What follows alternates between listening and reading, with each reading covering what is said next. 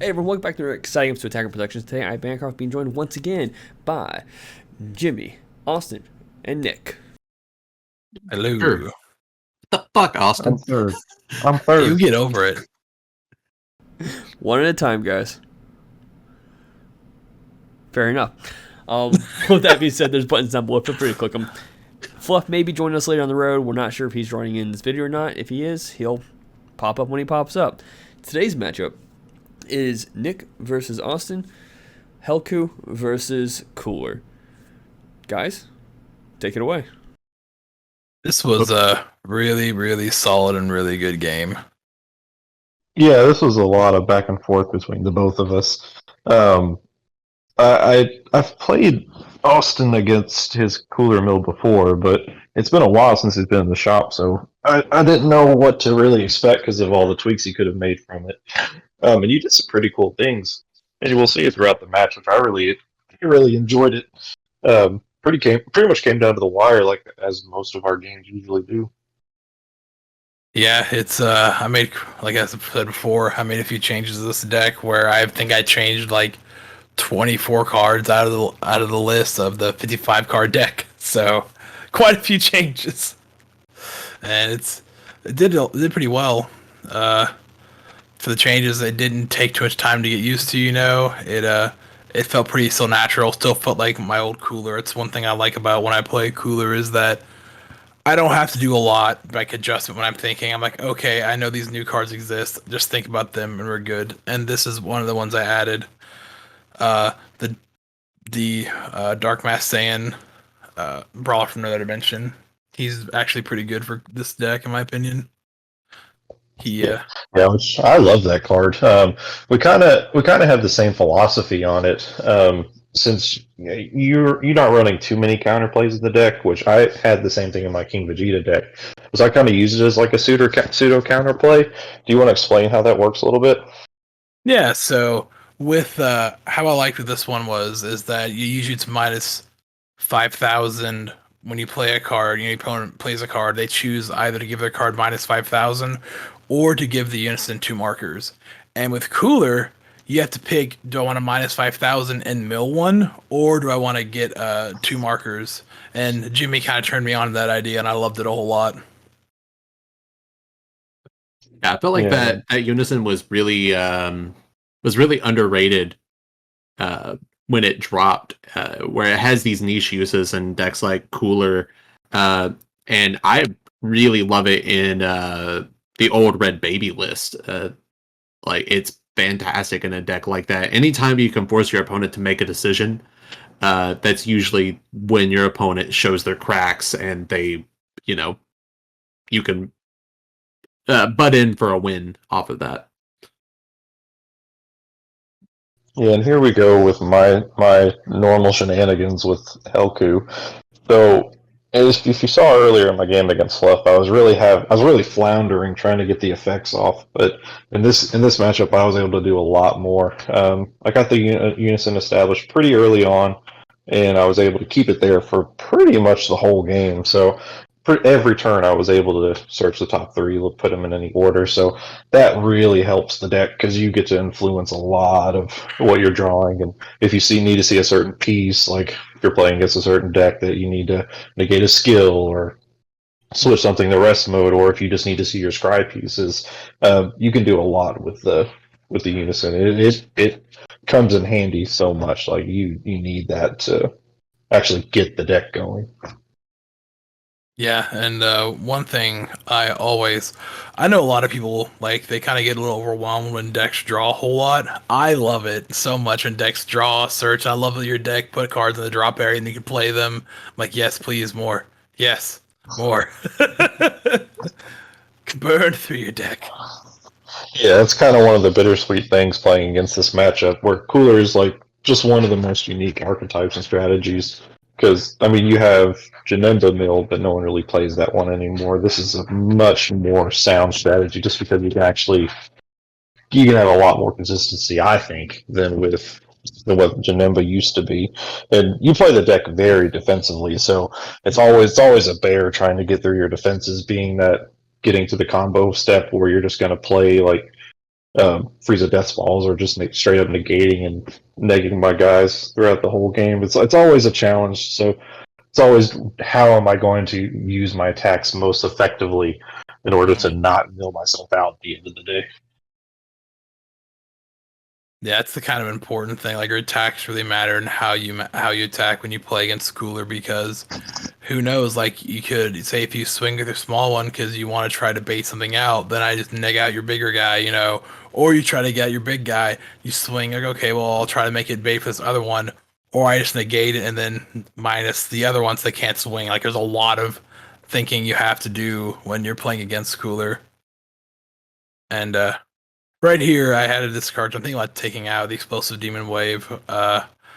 I sent the warp to put him in the drop area to the warp to look at the top card of my deck, to see if it's a red blue extra card. I only run 4 red blue extra cards in the deck, but I run. I think you'll see here in a second, Rival Seeker Son Goku, so I can have that extra combo powers for a rival. Because this list is supposed to have the Championship Pack 2021 coolers in it, but the new ones I can't get those yet. I haven't went out and get them, but it's supposed to have a lot more arrival, and it just helps honestly with combo power. Having an extra 10,000 piece that isn't Beerus, you don't have to wait Beerus on your turn, is really nice. Here's my next turn with playing the Pan blocker, which he's great. I run that at a 4 just because it gives your leader crit, and then with your leader swing, he gets plus 5,000 power. So if you get a swing off with him, just a 20 crit pressure into the lead is not a bad thing at all. That's really good. And there's that combo I was talking about there for free. And I remember talking to Nick. You said that kind of threw you off for a second because you forgot that card did that. Yeah. Because before in your list, you pretty much only ran the Beerus super combo to get your arrival out. But having that is huge. And plus that just extra 10k combo power is really nice. Yeah.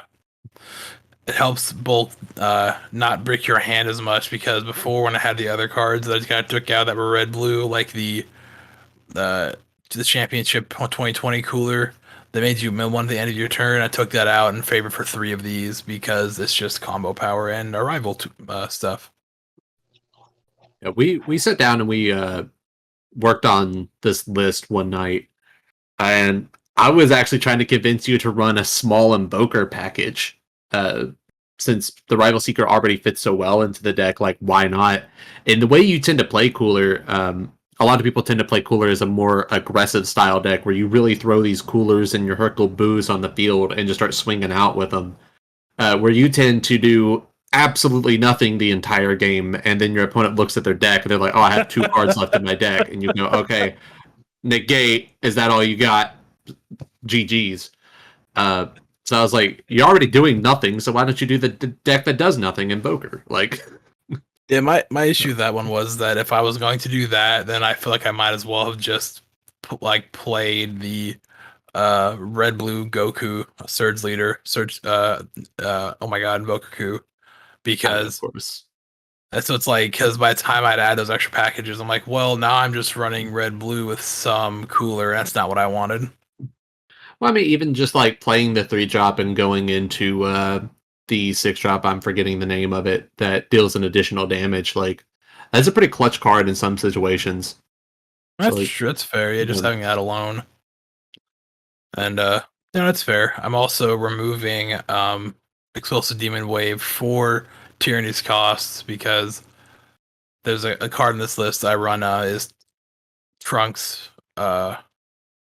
Oh my god, the Overwhelm 3, draw 2, put someone to the warp, because I just need to get 1 red blue extra card in the warp, and Tyranny's cost is just good also because you draw 2 and make, with all these decks that I saw this night, so many decks just drew like so many cards, and Tyranny's cost I feel like is going to be really good to kind of like help limit hand size, because I think some people had like 14 or 15 cards in their hand. It was absurd. Yeah. All these cards and nothing to play. It's the struggle. Just the struggle. So, Nick, talk about the this night that we had this tournament. You played a couple of friendlies early on, and then you had the game with Fluff. where like your deck just did not fire on all cylinders. And I remember at one point you called me over and showed me your hand, and you had all 4 of your SS4 Goku 4-drops in hand. So do you think that's just a fluke on the deck, or is it something that happens regularly with Helku, where you just get flooded with your pieces that you want on top of the deck? Well, it's kind of a good thing to have the pieces in your hand because a lot of your cards will put cards back on top of the deck. So swinging with your leader will draw 2. You'll put one back on top. If you run Trip to Hell, of course you're going to run that. That'll put a card back on the top of your deck. Also, the -2 from the Android 18 leader, you'll draw 3, put 2 on the top of your deck. So seeing the pieces in the hand isn't the end of the world if you're able to put them back on top. So, and honestly, sometimes that'll be a little safer, so you know you'll have it when you go for your next setup or play, instead of like hoping that you'll see it on the top 3. So it's good to have it in hand sometimes, but when you have all 4 in one piece in hand and no way to put it on top, that kind of hurts. So, but yeah, I feel like there was a couple games where it just felt bad, where I just didn't have what I'm seeing. But as you can see with this game, like I think I'm firing on all cylinders with this one. Like I'm constantly getting my scry effects, my unison is on the board, so I'm constantly seeing when the next few cards I'm going to draw, and it's been huge. I was able to keep the Double Strike Goku on the board for most of the game, so having that pressure is really nice. Having to force Austin to use some of his bigger negates and stuff just to try to stop me from pushing forward, which is nice. And then at this point in the game, since he hasn't even awoken yet, he's on 6 life, his hand size is starting to dwindle a little bit. So at this point, I'm just waiting for the perfect opportunity just to kind of go all in. Because with the right setup with this deck, you really can. You can just sit back, wait till they have like 5, even 6 life, and then just push for one big turn and then just win on that. Before it goes on much longer, do you catch the Overwhelm Trunks still in play? Yeah, we do. Yeah. Okay, gotcha. Yeah, we catch it. Yeah. It's actually here and Right there, yeah. Yeah, there we go. Yeah, there we go. See, One thing, go ahead. One Least thing most that of I really do like about Cooler is that it's the exact same stuff on the front and the back of the leader. So unless you just want that extra 5k, there is literally no need to awaken. Like, if you can play some defense and play smart, you don't need to awaken. You don't need to worry about self-awakening, the pace of awakening. It's really nice. Yeah, and Austin, do you ever have a trouble with hand size? Because that was honestly one of the ways I was knowing that I found myself trying to win essentially when your hand size was low. It depends. So with this list, I didn't draw as much as I used to. With other lists, I draw more because once per turn, when you use a battle card to minus a card, you can draw one with Cooler, and then with Tier, and then with this one, I draw a card with Dr. Robotnik, and then with Hercule, when I had them, I would play it, draw one from playing it, and then I'd minus, and then if I hadn't done that turn, I'd draw one from minusing. So I think I might mess around with throwing Hercule back in, see if I'll change the list a little bit, just to add like maybe 2, and then add those 2 Tyranny's costs to kind of help a little bit here and there with draw.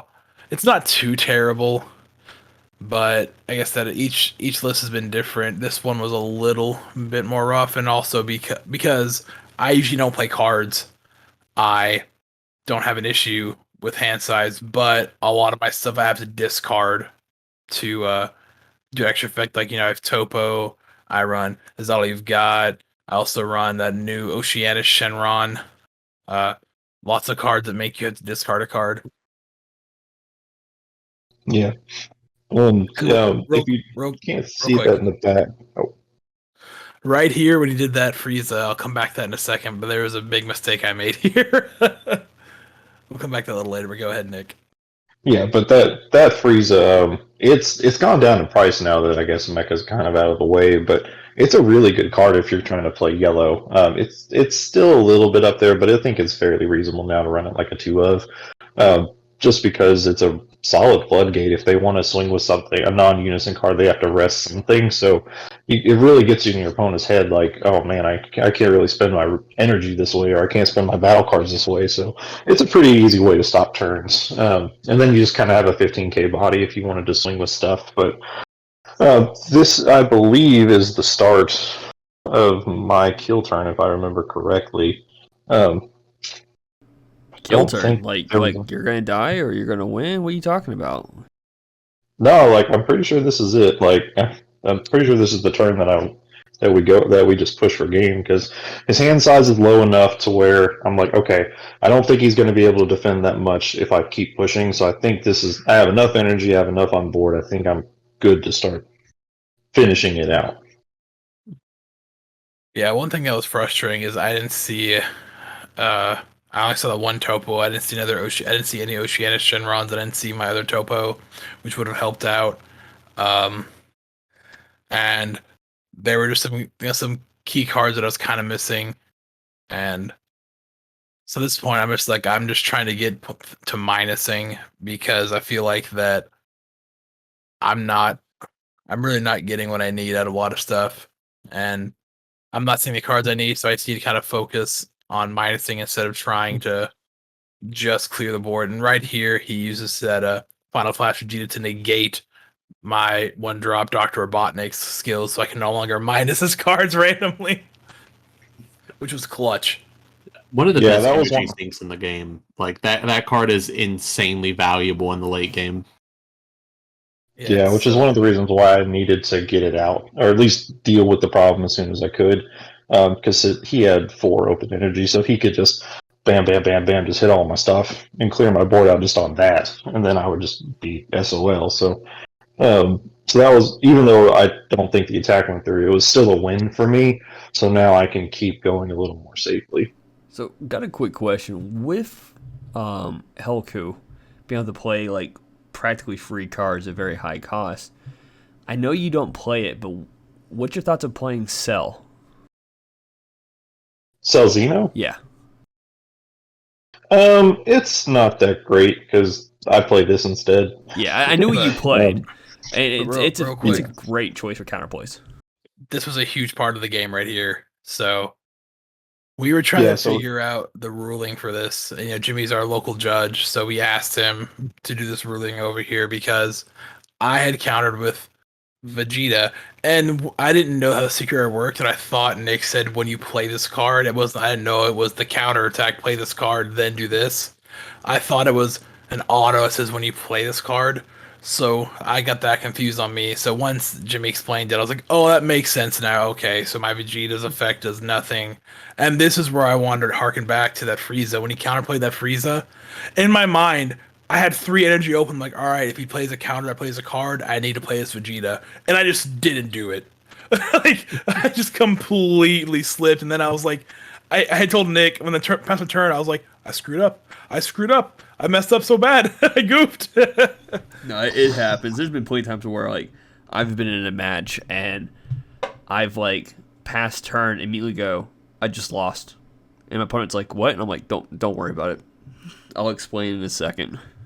Yup. This is where Nick that was devastating when Nick stopped that, because I was about to wipe his entire board, and then Nick comes in here with a 20k. I think it's crit, right? It's a 40k crit, and then throwing that chomp on it just to get it more and more pressure, and then rest moding the topo so he doesn't have that many combo pieces. So, but yeah, the Android 17 is just God. If you're able to get it off to get the maximum value where you negate their skills on play and steal a guy, so beautiful. And now the final push with the dual attack Bardock. I think at this point I had all 4 super combos in hand, so I felt like there was really no way for it. If he didn't negate the attack, it's pretty much GG's at that point for me. I can't remember what it was. There's a certain card. I was like, man, if I get this from my life, and if I get the RNG, I can get out of this. But like I hate having to rely on that, because I had a Mappa in my hand I could have used. Like, I was like, man, that energy waste was awful. Right there, I used Beerus thinking like, so you know what, I'm gonna combo with this. just in case I get a card that I need for this, and like a negate or something, and I didn't get a negate or anything. I have a lot of like the 1 negates or the all that stuff, but I just couldn't pull anything. So I think I got like an explosive demon wave. I was really mad. And there's the game. That's where I told him, I was like, I should have used it on that freeze earlier. Like I said, it happens. I hope you all enjoyed today's matchup. Keep in mind there's buttons down below and on the screen while Fluff does the outro. Hey, I showed up late. How about that? But I made it for the intro. Welcome back to the game again, Austin. This is your format. Like, Cooler is going to be a dominant deck. So, welcome back. I hope you enjoyed this format. Helku looking super good there. Click on one of these videos. Let us know what you think. As always, read your cards, know your plays. Let us make the mistakes so that you don't have to, and fluff out.